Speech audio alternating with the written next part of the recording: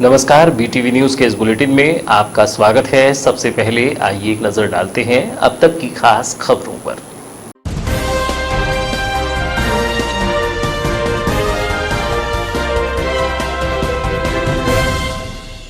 बस संचालक यात्रियों से वसूल रहे अधिक किराया। गृह मंत्री से मामले की शिकायत के बाद एक्शन में आया अमला। परिवहन और यातायात विभाग ने नंदन बस पर की कार्यवाही। भोपाल से बालाघाट पहुंचे युवक ने की थी मामले की शिकायत।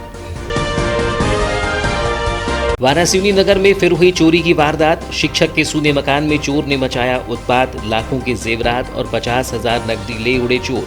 दिन दहाड़े चोरी की वारदात से दहशत में नगरवासी, व्यापारी और जनप्रतिनिधि से पुलिस पर उठाए सवाल। लूट और चोरी की घटनाओं को लेकर व्यापारी चिंतित। व्यापारी एसोसिएशन ने पुलिस अधीक्षक से की मुलाकात। कहा, इतवारी में अवैध गांजा और शराब के अड्डे। चैंबर ऑफ कॉमर्स ने पुलिस अधीक्षक से की चर्चा।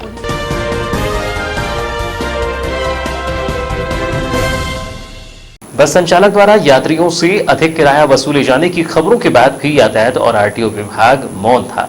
लेकिन 18 अक्टूबर मंगलवार को भोपाल से आए एक यात्री से अधिक किराया वसूले जाने की सीधे भोपाल में गृह मंत्री से की गई मामले की शिकायत के बाद आरटीओ और यातायात विभाग में हड़कंप मच गया, जिसके बाद निर्देश पर अधिकारी कार्यवाही करने बस स्टैंड पहुंचे और यहां अधिक किराया वसूल रहे नंदन बस सर्विस की बस पर कार्यवाही की, जिस पर अधिक किराया और परमिट उल्लंघन पर 21,000 रुपये जुर्माना वसूला गया। वहीं निर्देश दिए गए हैं कि बालाघाट आने पर वाहन को यातायात थाने में लाकर खड़ा करें। यातायात थाने में शिकायत करने पहुंचे भोपाल के छल्ला रोड निवासी युवक की माने तो डबल स्लीपर में आज वह भोपाल से पहुंचे तो उन्होंने 1300 रुपये किराया था और शाम जब वह वापस लौट रहा था तो किराया 2020 रुपये वसूला जा रहा था, जिसको लेकर उन्होंने भोपाल फोन किया और इसकी गृह मंत्री से शिकायत की, जिसके बाद आरटीओ और यातायात विभाग कार्यवाही करने पहुंचा। आज आप लोग यहाँ पर आया था 1320 रुपए का डबल स्लीपर हुआ मेरा। कौन सी बस में आए थे? जय लंदन में। हाँ। और जाने का टिकट 2020 का हो रही है। ये कौन सी लाइन है मुझे पता नहीं है, क्या मैटर है। हम तो ठीक है, हमारे साथ स्टूडेंट भी स्टूडेंट के साथ हमने पूछा कि वो आने जाने की टिकट करवा 40 रुपये की टिकट करवा रहा है आने जाने की। भाई हमारे भोपाल में स्टूडेंट आ रहे हैं जो पेपर देने आ रहे हैं, आप उनसे टिकट मांग रहे हो तो हमारे भोपाल शहर में हम देखते हैं हमारे भोपाल शहर में कितने टिकट लगती है। आप यहाँ से वो टिकट ले रहे हो, हमारे भोपाल शहर में करवा तो आपको 1300 मिलेंगे, लेकिन आप यहाँ से करवा तो 4,000 कुछ मिलेगा, क्योंकि मतलब सुना है मुझसे खुद नहीं है 2020 मेरा 1320 भोपाल पूछना है जो हमें जो भी है हमने दे दी 2020 रुपये दिक्कत है उससे, लेकिन इसमें हमने पूछा उसके बाद हमने भोपाल फोन लगाया नरोत्तम मिश्रा जी को बात हुई। यह नंदन बस का मामला ही नहीं बल्कि सूत्रों की माने तो जिले से प्रत्येक मार्गों पर चलने वाली बसों का कोई किराया निर्धारित नहीं है। उदाहरण के तौर पर गोंदिया से बालाघाट के बीच चलने वाली महाराष्ट्र राज्य परिवहन की बस के किराए से निजी बस संचालक द्वारा लिया जाने वाला किराया ज्यादा है। बनिस्मत ऐसी ही स्थिति है, लेकिन इस पर न तो कभी आरटीओ और न ही यातायात विभाग ने ध्यान देने का प्रयास किया। नंदन बस सर्विस द्वारा बालाघाट से भोपाल तक 700 रुपये से ज़्यादा अधिक किराया वसूले जाने की भोपाल में की गई शिकायत के बाद आरटीओ और यातायात विभाग अमले ने आनंद फानंद में बस स्टैंड पहुंचकर बस पर कार्यवाही की, जिसमें अधिक किराया वसूलने और परमिट उल्लंघन को लेकर जुर्माने की कार्यवाही की। मामले में यातायात थाना प्रभारी शैलेंद्र यादव ने बताया कि नंदन बस सर्विस द्वारा अधिक किराया वसूलने की शिकायत के बाद बस स्टैंड में शिकायत की पुष्टि की गई तो सही पाई गई, जिसके आधार पर बस पर जुर्माने की कार्यवाही की गई है। चूंकि बस से पेपर देने छात्र छात्राओं का जाना होता है, इसलिए वरिष्ठ अधिकारियों के मार्गदर्शन में बस को गंतव्य के लिए रवाना किया गया। आज कुछ बच्चों के द्वारा जरिए फ़ोन वरिष्ठ अधिकारियों को सूचित किया गया था कि उनसे कुछ ज़्यादा जो यहाँ से इंदौर या भोपाल जा रहे हैं तो जो पहले जो किराया लगता है उससे ज़्यादा किराया ले रहे हैं। उसी को संज्ञान में लेते हुए आज मैं बस स्टैंड में पहुँचा और कुछ बच्चों से मैंने बात की तो वास्तव में मुझे ये लगा कि हाँ इनके द्वारा जो बस संचालक हैं इनके द्वारा ज़्यादा किराया लिया जा रहा है। तो ऐसी 3 बसों को मैंने थाने में खड़ा किया है और इसके बाद मैंने आरटीओ विभाग को बुलाया और उनके द्वारा कार्रवाई की जा रही है। सर कितना किराया होना चाहिए, कितना ले? क्योंकि ये जो किराए की रेट सूची होती है किलोमीटर के हिसाब से, माइलेज के हिसाब से तय किया तो आरटीओ विभाग के माध्यम से तय की जाती है। कार्यवाही के दौरान उपस्थित आरटीओ चेकपोस्ट प्रभारी राजेश तोमर ने बताया कि यात्रियों से अधिक किराया लिए जाने की शिकायत के बाद आज नंदन बस पर कार्यवाही करते हुए अधिक किराया लेने और परमिट नियमों का उल्लंघन करने पर 10,500 10,500 रुपये की कार्यवाही की गई है और निर्देशित किया गया है कि बालाघाट बस आने पर उसे यातायात विभाग में खड़ा करें। किराया कितना है इसकी जानकारी आरटीओ साहब ही बता सकते हैं। ये कि इन्होंने जो किराया निर्धारित है उससे अधिक किराया ले रहे थे, तो पुलिस और यातायात सहयोग और आरटीओ के सहयोग से इनके पकड़ के इनको, तो जिनके जो किराया ज़्यादा था वापस कराया, प्लस एक्सेस सवारी थी उसका फाइन भी काटा गया और परमिट शर्तों का उल्लंघन किया उसका भी जुर्माना लगा। कितना जुर्माना वसूला गया? कितना 10,500 10,500 दोनों बसों का जुर्माना। सर, जैसे कि शिकायत हुई है कि अधिक किराया वसूला जा रहा है, तो क्या किराया निर्धारित किया गया है और कितना अधिक वसूला जा रहा था सर? वो कुछ कोई 300 कोई 400, मतलब एक कोई वो क्या बोलते हैं उसको, वो नहीं है कंफर्म के इतना ही ले रहे हैं। सर किसी से 2300 ले लिया, किसी से 1900 ले लिया, इस टाइप। उच्च न्यायालय के निर्देश के बाद दोपहिया वाहनों में हेलमेट अभियान को प्रभावी रूप से लागू करने के लिए प्रशासन और पुलिस सड़क से लेकर पेट्रोल पंप तक सक्रिय हो गई है। यह और बात है कि भले ही पेट्रोल पंप में हेलमेट की अनिवार्यता बताई जा रही हो, लेकिन सड़कों पर हेलमेट अभियान निष्प्रभावी नजर आ रहा है। सख्ती के बावजूद सड़कों पर चलने वाले वाहन चालकों के सिर पर हेलमेट का प्रभावी क्रियान्वयन नजर नहीं आ रहा है। बालाघाट शहर के सभी 7 पेट्रोल पंप में बिना हेलमेट पेट्रोल नहीं देने के निर्देश के बावजूद सरेखा और काली पुतली चौक के पेट्रोल पंप में बिना हेलमेट के पेट्रोल दिए जाने के वायरल वीडियो पर संज्ञान लेकर पुलिस ने निर्देशों का उल्लंघन करने पर दंड स्वरूप दोनों ही पेट्रोल पंप कर्मियों को 3 घंटे से ज़्यादा समय तक कोतवाली में बिठाकर रखा, जिसके बाद भी निर्देश का सख्ती से पालन करने की हिदायत के साथ छोड़ दिया। वहीं सायंकाल कोतवाली थाना प्रभारी कमल सिंह गहलोत और पुलिस टीम ने शहर के पेट्रोल पंपों का निरीक्षण कर बिना हेलमेट पेट्रोल प्रदान नहीं करने के निर्देश का कड़ाई से पालन करने की बात कही। सर, आज फ्लैग मार्च निकाला गया, पेट्रोल पंप पर भी चेकिंग अभियान चलाया जा रहा है, क्या उद्देश्य है? आगामी त्योहारों को देखते हुए, चूँकि दिवाली भी बिल्कुल पास में ही है और उसके चलते हम लोग पुलिस की सक्रियता शहर में बढ़ा रहे हैं और जो भी बाहर से फेरी वाले हैं या उनको भी चेक कर रहे हैं, बाहर से आने जाने वालों को चेक कर रहे हैं। कोई संदिग्ध व्यक्ति मिलता है तो उसके खिलाफ कार्रवाई भी करेंगे। और हेलमेट वाला आपको मालूम ही है कि पूरा एक अभियान चल रहा है। पेट्रोल पंप वालों के जैसे लिए निर्देश है कि हेलमेट नहीं तो पेट्रोल नहीं, तो उसी तर्ज पे उनको लगातार समझाइश भी दी जा रही है और चेक भी किए जा रहे हैं हमारे द्वारा लगातार पेट्रोल पंप पे जा के, और इस सब को भेज के भी हम चेकिंग करवा रहे हैं उसकी। और लगातार हमारा भी ये प्रयास है कि हेलमेट वाला जो अभियान है उसको अच्छे से पालन करवाएं। सर, आज कुछ पेट्रोल संचालकों को थाने भी बुलाया गया था बिना हेलमेट ले। देखिए, उनकी ये शिकायतें थी कि ये बगैर हेलमेट के लोगों को पेट्रोल दे रहे हैं और उसी के लिए उनको पूछताछ के लिए बुलाया था, समझाइश भी दी गई है। और उनका ये भी कहना था कि सर कुछ ऐसे असामाजिक तत्व आते हैं जो लेट नाइट आते हैं, विवाद भी करते हैं, कहीं नशे में भी रहते हैं, तो उनको हमने ये निर्देशित किया कि तत्काल उसकी शिकायत करें। और जो भी बंदा इस टाइप की हरकतें करता है, एक तो पहले से नियम का पालन नहीं कर रहा और दूसरी और गलती कर रहा है कि वो जाके पेट्रोल पंप के जो ऑपरेटर हैं या सेल्समैन हैं उनसे बहस कर रहे हैं या गाली गलौज कर रहे हैं, तो उनके खिलाफ बिल्कुल हम वैधानिक कार्रवाई करेंगे और उससे एक मैसेज भी जाएगा कि जो इस टाइप की हरकतें करेंगे उनके खिलाफ उनको छोड़ा नहीं जाएगा। रिश्तों में विवाद के बीच 18 अक्टूबर को अजीबोगरीब मामले के चलते एमपीवी कॉलोनी में हंगामा देखा गया। सायंकाल 5 बजे एक महिला अपने पिता के साथ एमपीवी कॉलोनी स्थित पति अरविंद बसेने के क्वार्टर पहुंची और पति के रिश्तेदार युवती पर उसके साथ अनैतिक संबंध होने का आरोप लगाया, जिसके बाद ये मामला कोतवाली पहुंचा। जबकि अरविंद बसेने की माने तो उसकी रिश्तेदार युवती से अनैतिक संबंध का आरोप लगा रही पत्नी और उसके पिता ने युवती के साथ मारपीट की और उसे जबरदस्ती एमपीवी कॉलोनी में उसके क्वार्टर लेकर आए और हंगामा किया।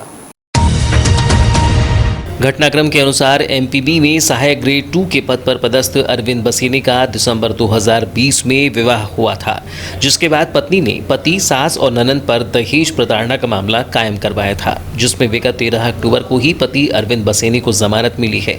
पत्नी को शक है कि उसके पति का उसकी रिश्तेदार युवती से संबंध है, चूंकि युवती एमपीबी ऑफिस के पास ही स्थित एक निजी कंप्यूटर कॉलेज में पढ़ती है। फिलहाल दहेज प्रताड़ना का मामला माननीय न्यायालय में विचाराधीन है।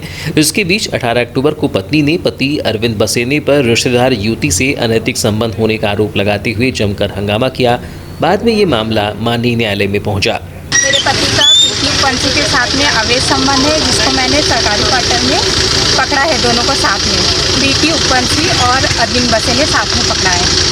क्या चाहते हैं आप? सर मेरी शादी को 2 साल होने को आ गए, लगभग 11 दिसंबर 2020 में शादी हुई थी मेरी। एमपीवी में पदस्थ बाबू अरविंद बसेने ने पत्नी और उसके पिता पर आरोप लगाया कि उन्होंने कॉलेज से लौट रही ही रिश्तेदार महिला को रोड से मारते पीटते घर लेकर आए और यहां उसके साथ अनैतिक संबंध होने का झूठा आरोप लगाते हुए हंगामा किया। उन्होंने कहा कि शादी के बाद से ही उसकी पत्नी और उसके मां के साथ न रहकर मायके में ही रहना चाहती है और इसी के चलते उसने परिवार के खिलाफ दहेज प्रताड़ना का मामला कायम करवाया था। सर मेरी पत्नी सर जब से शादी हुई तब से शुरू से शक करती है मेरे पे, और जिस पे शक करती थी आज वो दिख गई होगी चौक में, तो ज़बरदस्ती मेरे रूम पे लाए और मेरे पे झूठा आरोप लगा रहे सब। कब शादी हुई थी और क्या मामला है? सर ये शादी मेरी दिसंबर 2020 में हुई है। तब से मेरी पत्नी मेरे साथ बिल्कुल रह नहीं रही है, ना माता पिता के साथ रहना उनको, ना यानी मेरे साथ रहने ही नहीं है, मायके में जाके रहने बोल रही है। केस भी करी उन्होंने आपको? केस की है सर, केस 13 तारीख को FIR यानी जमानत हुई है मेरी और केस चल रहा है अभी कोर्ट में। अच्छा, उनका कहना है कि जो लड़की उसका आपका अफेयर और आज आप उसके साथ घर पे पकड़ाए उन्होंने सब? सर पकड़ाया नहीं है सर, चौक से पकड़ के ले गए लड़की को। ये आपके घर में कितने पकड़े? सर ये मेरी जो पत्नी ने और इनके पिताजी ने ज़बरदस्ती चौक से मारते पीटते उसको ले गए और मेरे रूम पे। लड़की वहाँ कहाँ गई? घटनाक्रम के बाद कोतवाली पुलिस ने दोनों ही पक्षों की शिकायत पर मामला दर्ज कर लिया है। वहीं इस मामले में रिश्तेदार युवती का पक्ष अब तक सामने नहीं आया है। मानव सेवा ही माधव सेवा है, इसी भाव के साथ वात्सल्य ग्रुप प्रमुख सहित समाज सेवा के क्षेत्र में कार्य कर रही मीनाबेन चावड़ा प्रतिवर्ष नवरात्र और ठंड में अपने हाथों से बनी स्वेटर को अस्पताल में जन्मे नवजात बच्चों के लिए दान करती हैं। विगत कई वर्षों से वह ऐसा कर रही हैं। उनकी माने तो उन्हें ऐसा करने से खुशी मिलती है। अपनी वर्षों की परंपरा का निर्वहन करते हुए 18 अक्टूबर को समाज सेवी मीनाबेन चावड़ा ने नारी मंच अध्यक्ष शांता तिवारी के साथ जिला चिकित्सालय के ट्रामा सेंटर में नवजात बच्चों को ऊनी वस्त्र वितरित किए। लगभग 50 बच्चों को उनके द्वारा अपने हाथों से बने ऊनी वस्त्र वितरित किए गए। इस दौरान उन्होंने जच्चा बच्चा के बेहतर स्वास्थ्य के लिए उचित मार्गदर्शन भी दिया। मीनाबेन चावड़ा ने बताया कि वह हर वर्ष नवरात्र और ठंड में अस्पताल में नवजात बच्चों को अपने हाथों से बने ऊनी स्वेटर प्रदान करती हैं। सालों से ये कार्य अनवरत रूप से जारी है। इस दौरान ट्रामा सेंटर में कार्यरत नर्स और स्वास्थ्य अमला मौजूद था, जिनके साथ उन्होंने बच्चों को ऊनी स्वेटर वितरित किए। जी आपका परिचय देंगे। मैं मीना चावड़ा। हर वर्ष मैं ठंडी की सीज़न में अपने हाथों से गरम ऊन द्वारा स्वेटर बुनती हूँ और इन बच्चों को, नवजात बच्चों को पहनाने जाती हूँ। मुझे बहुत बुनाई करना बहुत अच्छा लगता है, इसलिए इन बच्चों के लिए मैं स्वेटर के सेट तैयार करती हूँ। इसके साथ में 0 साइज़ के कपड़े भी लेती हूँ और नवरात्रि में तो मैं जाती ही जाती हूँ, लेकिन इस बार आज भी गए थे और बच्चों को स्वेटर और कपड़े दे के आए हैं। लगभग कितने बच्चों को कपड़े वितरण किए गए? लगभग हमने 50 बच्चों को कपड़े वितरण किए हैं। कौन कौन मौजूद था आपके साथ? और मेरे साथ नारी मंच के अध्यक्ष शांता तिवारी दीदी साथ में थी। आज हम दोनों ही गए थे और बच्चों को कपड़े बांटते हैं। यूनियन बैंक ATM बीमा क्लेम से सड़क हादसे में मृत उपभोक्ता के आश्रित परिवार के सदस्यों को 18 अक्टूबर को यूनियन बैंक प्रबंधक उमेश गणवीर ने 2 लाख रुपए की राशि सौंपी। गौरतलब हो कि मोहम्मद साजिद यूनियन बैंक का उपभोक्ता था, जो बैंक का ATM उपयोग करता था, जिसकी कुछ समय पूर्व सड़क हादसे में मौत हो गई थी, जिसके बाद उसके मित्र मोहम्मद अहफाज शेख ने बैंक को इसकी जानकारी देकर सारी कागजी प्रक्रिया पूर्ण कराई और बैंक प्रबंधक उमेश गणवीर द्वारा 18 अक्टूबर को मृतक मोहम्मद साजिद की पत्नी को 2 लाख रुपये की आर्थिक मदद बीमा क्लेम के रूप में सौंपी। मोहम्मद अहफाज शेख ने घटना की जानकारी देते हुए मृत दोस्त के परिजनों को बैंक द्वारा दी गई आर्थिक मदद के लिए बैंक का शुक्रिया अदा किया है। ATM कार्ड डेथ क्लेम होता है। हमारे एक दोस्त थे साजिद खान, उनका देहांत हो गया था रोड एक्सीडेंट में, तो उसमें ATM कार्ड पर 2 लाख रुपए का इंश्योरेंस होता है। तो आज बैंक के सहयोग से और specially bank manager Shri Umesh Ganvir साहब और कोमल सर और इनके स्टाफ के सहयोग से जो इनने कॉपरेट की फॉर्म भरने से लेकर जमा करने तक और उसको प्रोसेस में आगे बढ़ाने में, उस जिसकी वजह से आज एक विधवा महिला को 2 लाख रुपए की आर्थिक सहायता तत्कालिक तौर पर मिल गई है, जिससे वो अपना जीवन यापन करने के लिए कुछ अपना कर सकते हैं। बैंक प्रबंधक उमेश गंभीर ने बताया कि सभी राष्ट्रीयकृत बैंक में बैंक उपभोक्ता यदि अपने एटीएम का बराबर उपयोग करता है तो उसे बीमा क्लेम के रूप में सड़क दुर्घटना में मौत होने पर 2 लाख रुपए की राशि और अपंगता पर निर्धारित राशि प्रदान की जाती है, जिसके तहत बैंक उपभोक्ता मोहम्मद साजिद के परिजनों को बैंक की ओर से बीमा क्लेम के रूप में 2 लाख रुपए की राशि प्रदान की गई। इनका साजिद खान नाम थे इनके पति का। उनका नागपुर में एक रोड एक्सीडेंट में ये नहीं रहते और बैंक के द्वारा एक स्कीम चलाई जाती है जिसमें अगर आप बैंक का एटीएम कार्ड यूज़ करते हैं और वो चालू है, मतलब उसमें विगत कुछ दिनों में ट्रांजैक्शन हुए हैं, तो बैंक द्वारा एक्सीडेंटल केस में उसको 2 लाख रुपए तक की बीमा राशि प्रदान की जाती है। तो ये मतलब सिर्फ आप ही के बैंक की है कि ऑल ओवर जो कोई भी बैंक रहते हैं? ये सभी राष्ट्रीयकृत बैंकों में जितने भी नेशनलाइज बैंक हैं ये सुविधा उसमें उपलब्ध है। मैं आपके माध्यम से, आपके चैनल के माध्यम से सभी लोगों को ये बोलना चाहता हूँ कि अपने एटीएम कार्ड का वो प्रयोग करते रहें, चाहे महीने में एक बार 100 रुपये ही निकालें, लेकिन वो राशि का आहरण करते रहें, जिससे क्या होगा कि उनका एटीएम कार्ड चालू रहेगा और लगभग 90 दिन का समय अंतराल होता है। उस पीरियड में अगर रोड एक्सीडेंट में कुछ होता है, अगर मान लीजिए उनका देहांत नहीं भी होता और कुछ हाथ टूट जाता है, पैर टूट जाता है, किसी भी तरीके से शारीरिक क्षति होती, तो भी कुछ अमाउंट उसको मिलता इंश्योरेंस का। लेकिन अभी तो इनको पूरा, मतलब इनका देहांत ही हो गया था इनके पति का, तो 2 लाख रुपए की पूरी राशि इनको दी गई है। तो आपको कार्ड चालू रखना है और ये नॉलेज भी रहना चाहिए, तो समय पे आप बैंक में आके संपर्क कर सकें। बाकी की प्रोसेस आपको बैंक करवाई देगा। 18 अक्टूबर को सायंकाल मोतीनगर गौरव पथ पर स्थित जायसवाल वर्कशॉप में एक मोटर बाइक सुधारते समय उसमें आग लग गई। वाहन में लगी आग के बाद वर्कशॉप में हड़कंप की स्थिति निर्मित हो गई, जिसके बाद वर्कशॉप कर्मियों ने लोगों की मदद से वर्कशॉप की सभी गाड़ियों को बाहर निकाला। हालांकि आग की वजह वाहन के वायरों में शॉर्ट सर्किट बताया जा रहा है। वर्कशॉप में सुधर रही मोटर बाइक में आग के बाद फायर यंत्र से जानकार वर्कशॉप कर्मी ने आग को और फैलने से रोका और तत्काल ही इसकी सूचना संचालक अनुराग जायसवाल को दी, जिसके बाद तत्काल ही नगरपालिका फायर वाहन को सूचना मिलने के बाद 2 फायर वाहनों के साथ फायर कर्मी पहुंचे और तत्काल ही आग पर काबू पाया गया। हालांकि आग से मोटर बाइक पूरी तरह से जलकर खाक हो गई। जायसवाल ऑटोमोबाइल के संचालक अनुराग जायसवाल ने अनौपचारिक चर्चा में बताया कि किसी भी प्रकार के आगजनी से निपटने के लिए वर्कशॉप में फायर संयंत्र रखे गए हैं। वर्कशॉप में प्रशिक्षित कर्मी हैं, जिसकी तत्परता से फायर संयंत्र का पहले उपयोग कर आग को बढ़ने से रोका गया, जिसके बाद फायर वाहन कर्मियों ने पहुंचकर आग पर काबू पाया। अन्यथा बड़ी घटना हो सकती थी, चूंकि वहां अन्य वाहनों का भी सुधार कार्य चल रहा था। ऐसे में यदि आग भड़कती और अन्य वाहनों को चपेट में ले लेती तो निश्चित ही किसी बड़ी घटना से इनकार नहीं किया जा सकता।